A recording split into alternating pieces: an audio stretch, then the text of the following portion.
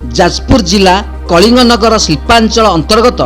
जखपुरा ग्राम पंचायत एकाधिक कल कारखाना गढ़ी उठी जहाँ विश्व में स्वतंत्र ख्याति अर्जन कर शिल्प द्वारा स्थानीय लोक निजुक्ति सहित जीविका निर्वाह करिवार माध्यम पलटि यह कल कारखाना मात्र किछि स्वार्थपर लोकंक पई सारा अंचलर जीवन जीविका विपद में पकईबाकू परिवेश प्रदूषणर सहारा नहीं स्थानीय विषा कारखाना को हैरान करुछंती। जड़े निर्दिष्ट लोक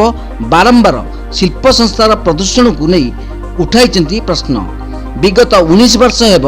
विषा स्टील जखपुरा रे निजर कार्य करि आसुची, तेबे किछि हाथ गणती लोकंक चाष जमी और परिवेश प्रभावित होउतिबा नहीं अभियोग आणुछंती। जार स्पष्टीकरण पई आज जखपुरार बहु ग्रामवासी भारतीय जंगल परिवेश और जलवायु परिवर्तन निर्देशक सहित राज्य प्रदूषण विभाग और जाजपुर रोड प्रदूषण विभाग द्वारस्थ होइछंती। तेबे कौन रही अभियोग आसंतु जानिबा। से स्वार्थ को आखि आगे रखिकी पल्यूसन आड़े विभिन्न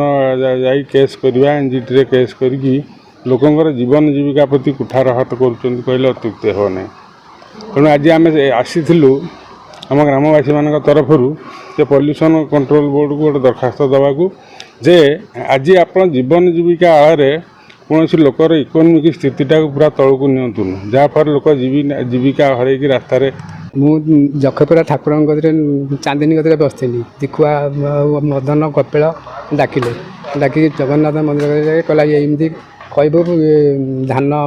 कला पानी छाड़ुंट आ प्रदूषण हो धूआं हो मु जानी एकुटी आउ दी जन बसले न डाक मत डाकदेला मुझे कहीदेनी आटा प्रदूषण होनी कला पानी जाऊनी आम मोर बिल्कुल जमी ना से तो जमा जीवार ना चाष मु बखरा चाष हाँ मत बसती गाँ दांडे से मत डाकिले डाक कहले या कहबू मदन कपिलसा देखुआ क्या सपक्ष नुह आम देचु आम जखपुरार जो मैंने कम कर जो मैंने अच्छा निरीह लोक सबू स्वार्थ बाधा न आसापी जदि कारखानाटी बंद हो जाए तार काली सका 2000 लोक जखपुरार से बसिक से रास्ता पर बस किए गंजे टाण किए लुआ चोरी कर किए कौन कर टाइप प्रोब्लेम पशे हंतसंत होती कौन से 3टा लोक केवल हंतसंत होती एत लोक भितर कहार काशी गुंडिया होनी कहीं रांपी गुंडिया होना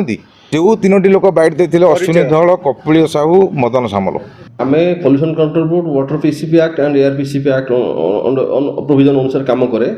से आम इंडस्ट्री को किसी कंडीशंस कंसेंट कंडीशंस दे था पॉल्यूशन को कंट्रोल करने जेबे भी किसी प्रदूषण जनित कंप्लेन आसे आम ताकू वेरिफिकेशन करूँ और जदि किसी फॉल्ट पाऊ से अनुसार आम एक्शन इनिशिएट करूँ। अभियोग मुख्य थिला कि फॉल्स एलिगेशन होची बेली विसा स्टील अगेंस्ट रे और सेटा तो आम प्रोविजन फॉल्स एलिगेशन की से आम प्रोविजन नहीं आम जहाँटा प्रदूषण जनित यदि एलिगेशन थी आम ताकू वेरिफिकेशन करके तार एक्शन नबू। व्यासनगर